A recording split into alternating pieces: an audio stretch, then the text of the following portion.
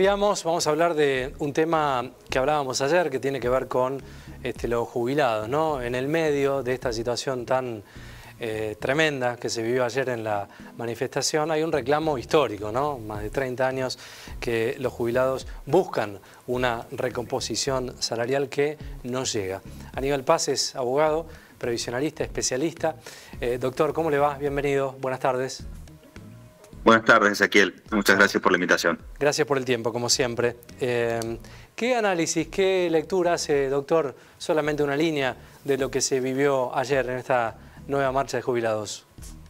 Bueno, lamentable desde todo punto de vista, desde cualquier ángulo que uno lo quiera analizar. Racionalizar lo que sucedió ayer simplemente nos llevaría a generar contradicciones, a generar lamentos y discusiones que a esta altura al jubilado común esto le pasa por el costado. El jubilado está sufriendo hace muchos años una depreciación, una falta de poder adquisitivo, y lo que pasó ayer fue un capítulo más de una bochornosa historia. La canasta básica de los jubilados ya cuesta 1.200.000, ¿no? ¿Cómo hace un jubilado con 349, 350.000 pesos, con bonos, para, bueno, llegar a lo inalcanzable, ¿no? Que es esta canasta básica?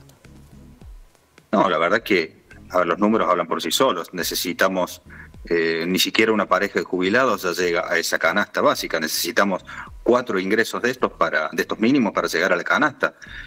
Como decía recién, a riesgo de ser reiterativo, la única solución que tenemos para los jubilados es aumentar de una manera consistente a lo largo del tiempo su poder adquisitivo, lo cual no va a suceder porque esto genera un costo fiscal que no solo para este gobierno, sino para cualquier gobierno es bastante difícil de sostener de acuerdo a la estructura de nuestro sistema previsional. Nosotros tenemos muchos jubilados que han accedido a través de moratorias, por lo tanto hay menos ingresos, tenemos informalidad laboral, evasión impositiva, bueno, un combo de problemas que se ven reflejados claramente en estos números que vos estás mostrando en el Zócalo aquí en pantalla. Claro. ¿Qué novedades hay de la moratoria previsional, doctor? Bueno, las novedades son por la negativa, es decir, claro, no va a haber ninguna prórroga. Entonces los jubilados las personas que están en edad de jubilarse, que quieren acceder a la moratoria, van a acceder hasta el día 31 de marzo. Sí. ANSES ha sacado una resolución que permite generarse una reserva de turno para que no se le vence esta moratoria, se hace un trámite online para que no se pierda la posibilidad a las personas que a esta fecha tengan la posibilidad de acceder a la moratoria. Pero hay que aclarar que esta moratoria tiene 2 capítulos, la moratoria que se vence tiene 2 capítulos, sí. Uno referido a las personas que ya están en edad jubilatoria, y este es el capítulo que se vence el 31 de marzo, no sé si es el 31 o el 20 y pico de marzo. El otro capítulo es el que no se vence, que es a aquellas personas que le faltan algunos años para jubilarse, las personas que están a 10 años de su jubilación, es decir, los que están en edad activa todavía. Estas personas todavía van a poder seguir apelando a la compra de aportes a través de lo que se llama la unidad de aportes previsionales. Esto sigue vigente, va a seguir vigente porque no tiene una fecha de finalización, y entonces dentro de la mala noticia, que es la no renovación de una parte de la moratoria, la parte buena de la noticia sería que hay una que continúa, una que todavía podemos utilizar para aquellas personas que no van a llegar con los aportes completos a su edad jubilatoria. Claro. Hay un gráfico, doctor, vamos a compartirlo para que lo vayamos charlando juntos, que tiene que ver con esta cuestión, movilidad jubilatoria versus inflación. Es interesante para empezar a recorrerlo, doctor, ¿le parece? Sí, por supuesto. ¿Qué es lo que estamos viendo nosotros en pantalla en este momento? Las columnas estas celestes nos están mostrando la variación interanual de la inflación. Es decir, nosotros estamos comparando un mes determinado con el mismo mes del año previo. Entonces estamos viendo que, por un lado, la inflación claramente ha bajado, claramente va con esa tendencia a la baja, y por el otro lado vemos esa línea negra en el medio, que es el índice de movilidad jubilatorio, medido también de manera anual. Entonces, esta información que nosotros estamos viendo nos permite presentar el tema de varias maneras distintas, de acuerdo a cómo queremos interpretar, porque las estadísticas son eso, son fundamentalmente interpretaciones. Aun cuando uno parta de datos objetivos, puede presentar la situación de 2 maneras diferentes.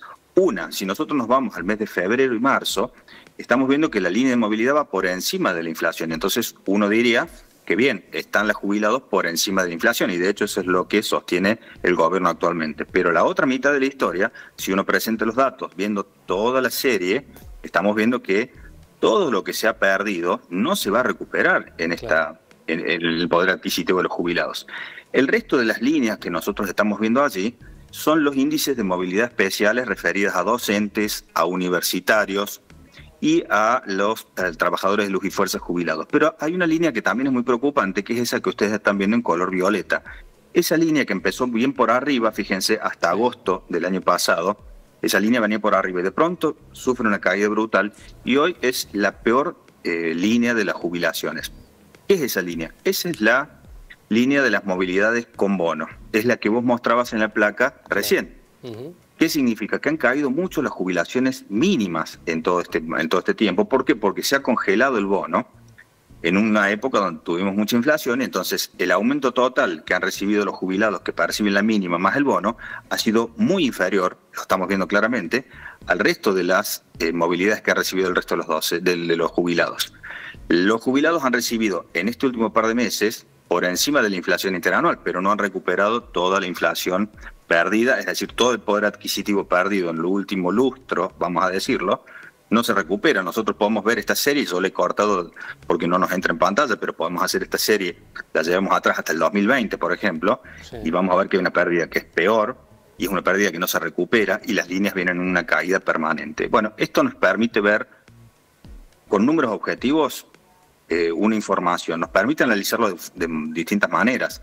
Si queremos favorecer una postura, hacemos el corte en este cuadro viendo solamente la mitad que nos conviene. Si queremos favorecer la otra postura, hacemos el corte en el cuadro de manera tal de presentar los datos de manera que validemos la otra postura. ¿Qué quiero decir con esto?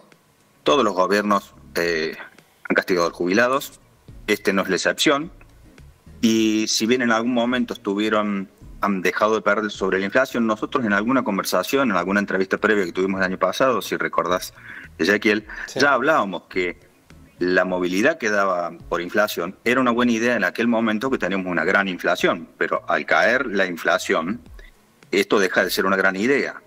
Por detrás de la caída de la inflación viene la recuperación de los salarios, que lo estamos viendo en esas movilidades, por ejemplo la de luz y fuerza.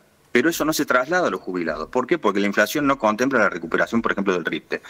Bueno, todo esto tiene que ver con la historia, el devenir aciago de los jubilados. Cada día están peor porque no solucionamos todas las variables en conjunto. Cada gobierno que viene soluciona un problema momentáneo, busca tapar un bache, pero todo nos lleva a los mismos problemas siempre, y lo que sucedió ayer es una muestra de eso.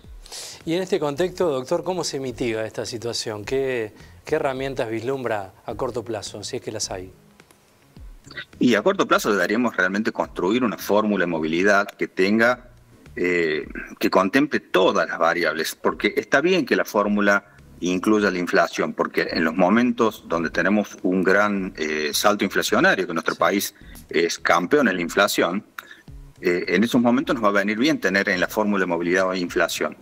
Pero también tenemos que tener dentro de la fórmula alguna otra variable, como por ejemplo la salarial, porque cuando la inflación baja, pero suben los salarios porque se recuperan, algo de eso tiene que pasar a los jubilados. Al mismo tiempo, alguna fórmula polinómica que incluya variaciones de recaudación, porque si no vamos a desfinanciar el Estado. Entonces tiene que haber una fórmula mucho más compleja. Fíjense lo que pasó el año pasado. Se vetó una fórmula de movilidad jubilatoria que había sido aprobada en el Congreso, que incluía, además de la inflación, una pauta salarial como el RIPTE. Pero, vaya curiosidad, esa misma fórmula que se votó casi unánimemente en 2024 fue la que provocó el conflicto en diciembre de 2017, que también incluía inflación y el RIPTE, que es lo mismo que se vetó el año pasado. Entonces estamos viendo que mientras la clase política, en definitiva, no deje la hipocresía de lado y no deje sus mezquindades de lado, no va a haber una solución coherente y sostenible para los jubilados. Yo abogo ya para cerrar, doctor, que ojalá que en alguna de las comunicaciones próximas que tengamos hablemos de un panorama mucho más alentador. Por ahora lo que se manifiesta es esto, ¿no? Es la cruda verdad y los datos que usted menciona. Agradecerle como siempre, doctor Aníbal Paz, el tiempo. No, el agradecido soy yo. Saludos. Buena semana, saludos.